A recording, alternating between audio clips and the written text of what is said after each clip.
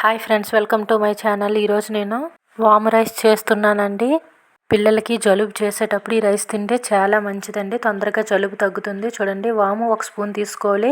కరివేపాకు, ఇంకా చూడండి వెల్లుల్లిపాయలు ఇలా చిన్న చిన్న ముక్కలుగా కట్ చేసుకోవాలి. జీలకర్ర, ఇంకా ఎండుమిర్చి అండి. ఒక కప్పు తీసుకున్నానండి. ఒక ఫ్యాన్లో ఆయిల్ వేసి ఫస్ట్ వెల్లుల్లి వేసి బాగా ఫ్రై చేయాలండి. రెడ్గా అవ్వాలి.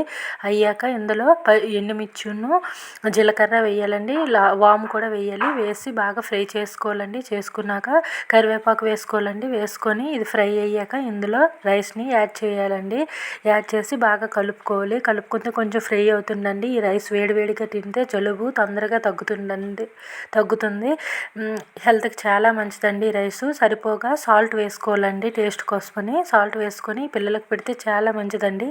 తొందరగా జలుబు తగ్గుతుంది. ఈ వీడియో మీకు నచ్చినట్లయితే సబ్స్క్రైబ్ చేసుకోండి, లైక్ చేయండి. Okay friends, bye.